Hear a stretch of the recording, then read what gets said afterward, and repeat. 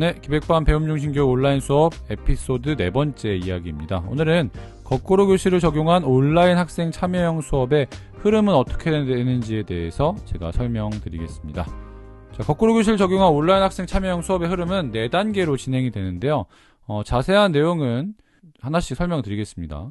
자, 처음에 오늘 배울 내용에 대해서 안내하는 단계인데요. 자, 여기 보면은 제가 오늘 수업의 흐름에 대해서 레보노트라는 메모 앱을 사용하는데요. 여기에다가 이렇게 정리해 놨습니다. 그래서 저는 이걸 보고 아이들한테 이렇게 하면 되겠구나라는 걸 알고 이거를 그대로 컨트롤 CV 한 다음에 학생들한테 공유하는데요. 그래서 화면 공유, 줌에서 화면 공유를 한 다음에 그 다음에 이제 컨트롤 CV 채팅창에다가 올리고요. 아니면은 저는 단톡방이 있다라고 얘기했었죠. 거기에다가 올립니다. 그러면 학생들이 여기 있는 링크를 눌러서 영상을 보면서 공부를 하겠죠. 그 다음에 그 영상 링크를 누르면 디딤 영상이 학생들한테 제공이 되는데요. 저 같은 경우에는 디딤 영상 업로드를 미래교실 네트워크라는 홈페이지에다가 하고 있습니다. 여기 미래교실 홈페이지고 저의 이제 온라인 교실에 들어가면은 제가 올리는 디딤 영상들을 볼 수 있는데 가장 최근에 올렸던 수학 6차 시 여러가지 원의 넓이를 구해볼까요? 한번 보여드릴게요. 네, 기백반 거꾸로 교실 오늘은 수학 여러가지 원의 넓이를 구해볼까에 대해서 공부할 거고요. 지난 시간까지 원의 넓이를 구하는 방법에 대해서 알아봤습니다. 정리 한번 할까요? 자, 이렇게 저는 교과서 PDF 파일을 아이패드에다가 넣어놓고요. 그 다음에 아이패드에다가 애플 펜슬로 쓰면서 학생들한테 설명하고 있습니다. 왜냐면은 뭐 그 전에 했던 수학 수업에서, 오프라인 수학 수업에서 저는 이제 이런 식으로 했었거든요. 근데 이게 처음부터 이렇게 했던 건 아니고, 제일 처음에는 이따가 나오겠지만은 수학책을 직접 찍어서 직캠이라고 하죠. 그렇게 해가지고 이제 디딤 영상을 만들었었는데, 어느 순간부터 아이패드로 이렇게 하고 있고요. 이렇게 쭉 학생들은 제가 설명하는 이 영상을 보면서 이렇게 수학책을 풉니다. 이걸 보면서 이제 수학책을 풀고, 그 다음에 이제, 공부를 하게 되는데, 여기서 중요한 포인트는 뭐냐면, 지난 시간에 이야기했던 거꾸로 교실에서의 중요한 포인트였죠. 학생들한테 주도권을 넘긴다는 거였는데요. 영상을 보다가 잘 모르는 내용이 있으면 리와인드해서 백하기도 하고, 내가 스스로 문제를 풀거나 뭔가 해야 될 때는 포즈, 잠시 멈췄다가 이제 풀기도 하고, 내가 아는 내용이 나오면 스킵해서 넘어가기도 하고, 그렇게 스킵, 포즈, 리와인드를 되게 제가 지난 시간에 강조했었는데요. 그런 것들을 고민하시면서 거꾸로 교실에서의 디딤 영상의 역할을 생각해 보시면 좋을 것 같습니다.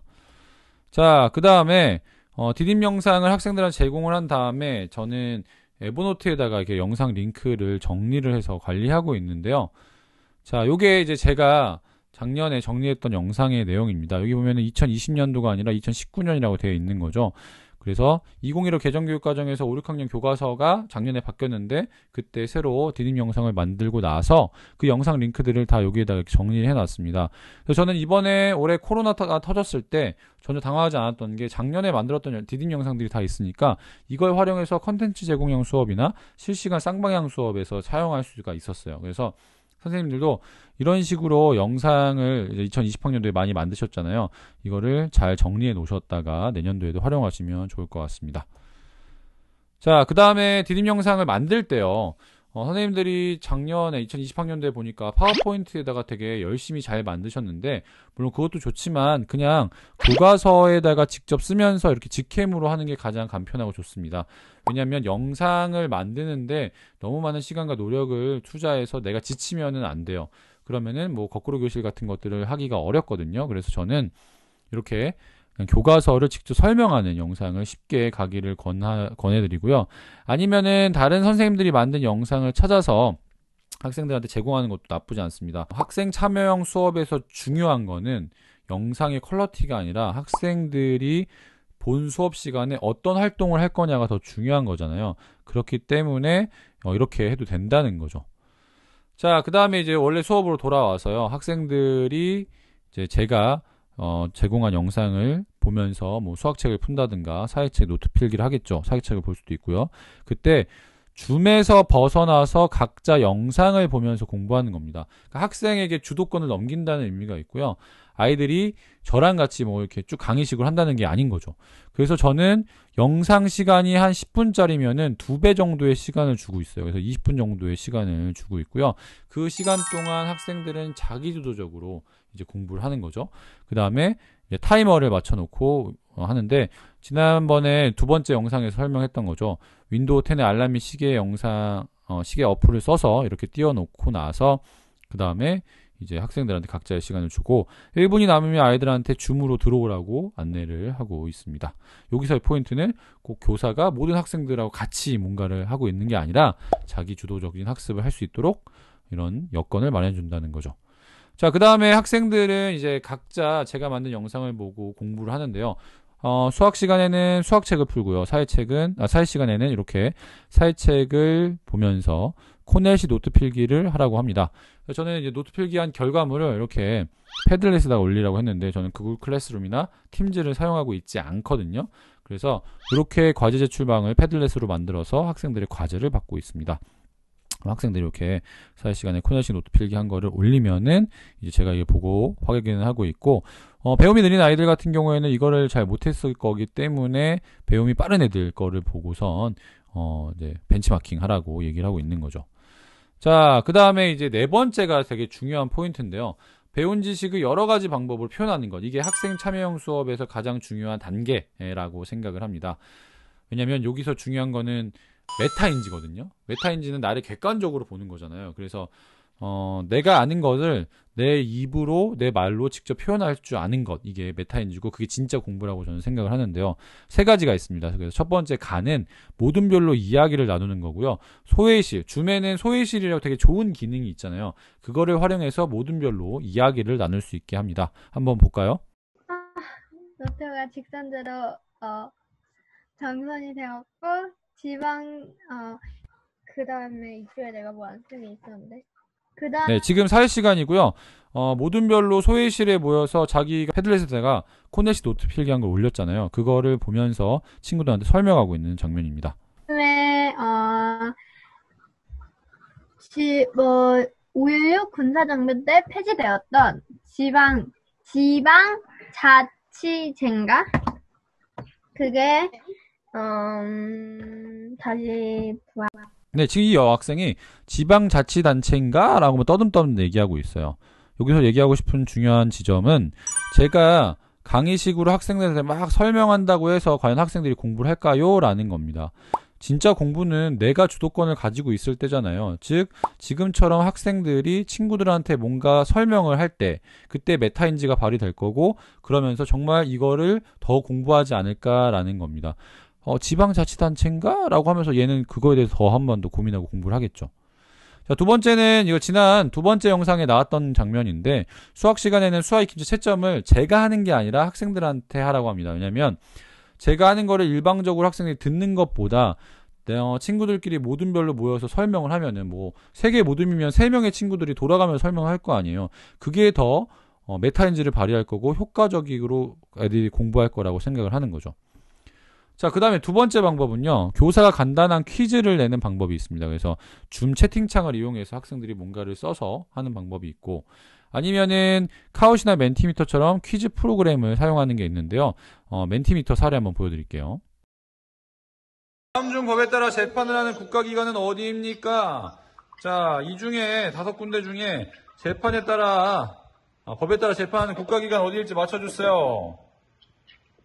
자, 6초 남았습니다. 5초. 자, 빨리빨리 선택하세요. 2초. 자, 어딜까요? 자, 지금 학생들은 제가 만든 문제에 따라서 이 화면을 같이 보면서 1, 2, 3, 4, 5번 문제를 고르고 있는 거죠. 어디죠? 법원입니다. 국회는 무슨 일 하죠?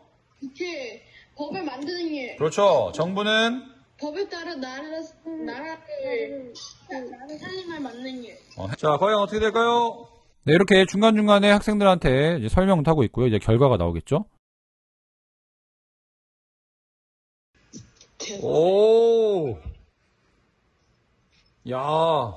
네, 멘티미터의 장점이 카우처럼 똑같이 정답을 맞췄지만은 먼저 맞춘 학생이 점수를 더 많이 얻게 됩니다. 그래서 학생들이 이 부분에 되게 열광을 하는 거죠.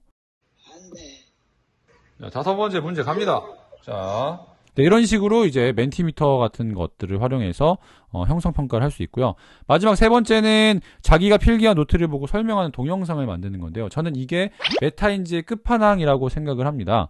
그래서 플립그레이드라는 어플을 사용한 적이 있고요. 학생들한테 이제 작동 방법을 알려줘서 했는데 제가 여기다 문제를 냈어요. 이렇게 5.36 나누기 4를 니네가 실제로 공책에다 써보고 풀어봐라 라고 한 다음에 학생들한테 제출하라고 했고 한 학생의 영상을 보겠습니다. 4, 13 남고 4, 3, 12, 16 남고 4, 4, 16 답은 1.34. 네, 이렇게 이 학생이 푼 걸 보면은 저는 직관적으로 얘가 학습 목표를 달성했구나 안 했구나를 알 수 있는 거죠. 그래서 저는 이제 메타인지의 끝판왕인 자기 스스로 아는 거를 영상을 찍어서 제출하는 이런 수업을 되게 좋아하고요. 구술 평가에도 잘 사용될 것 같습니다. 그런데요. 이거를 제가 플립그리드 써보니까 좀 어렵더라고요. 그래서 생각해보니까 중요한 포인트는 영상을 학생들이 저한테 주는 거잖아요. 그래서 그냥 개인 카톡으로 내가 찍은 영상을 줘도 되겠더라고요. 그래서 이렇게 한 적도 있고 아니면은 우리들 많이 쓰는 패들렛이라는 프로그램 있죠. 어플에다가 할 수도 있는데요. 제가 한번 보여드리면 저는 이렇게 과제를 제출받고 있다고 얘기를 했는데요. 제가 8월 27일 날 목요일에 이런 수업을 했습니다. 직육면책 건널비를 3가지 방법으로 구해보는 수업을 했고요. 공책에다가 각자 푼 다음에 이거를 영상으로 찍어서 제출해라 라고 했습니다. 그래서 한 학생의 걸 볼게요. 자, 이 학생은 이렇게 했습니다. 첫 번째 방법은 이 3가지 길이를 모두 해준 다음 한 번 더, 왜냐면 예를 들어 12 곱하기 8 해서 나온 이 넓이와 똑같은 합동면이 있으니까 한 번 더 곱해주는 겁니다. 한 번 더 곱해준 다음에 이 모든 걸 더해주는 거예요. 12 곱하기 8, 그 다음에 이렇게 이 학생이 한 걸 보면은 플립그리드처럼 이 학생이 어떻게 풀었는지를 알 수 있는 거죠. 그래서 저는 패들렛에다가 이렇게 영상을 올려서 하고 있습니다. 패들렛도 영상을 올릴 수 있어요. 자, 그러면은 거꾸로 교실을 적용한 온라인 학생 참여형 수업의 흐름에 대해서 오늘 배웠고요. 정리를 하면은 이렇게 4단계에 걸쳐서 저는 진행을 하고 있습니다. 처음에 오늘 배울 내용을 안내하고 그다음에 아이들한테 영상을 제공하면 학생들이 영상을 보면서 각자 공부를 하고요. 그다음에 배운 지식을 여러 가지 방법으로 이제 표현하는 건데 이게 학생 참여형 수업인 거죠. 거꾸로 교실을 적용한. 그래서 소외실에서 친구들과 생각을 나누는 거나 퀴즈를 풀거나 뭐 협업 도구를 이용해서 공부를 하고 있습니다. 네, 오늘 4번째 이야기 이렇게 마무리할 거고요. 다음 시간에는 5번째 이야기로 이런 실시간 쌍방향 학생 참여형 수업을 적용한 수학 수업 사례를 제가 한번 소개해 드리도록 하겠습니다. 네, 저는 열정기백쌤이었고요. 제 이런 영상이 도움이 되신다면 구독해서 다음 영상도 편안하게 받아보시면 좋겠습니다. 네, 이만 마치겠습니다. 안녕히 계세요.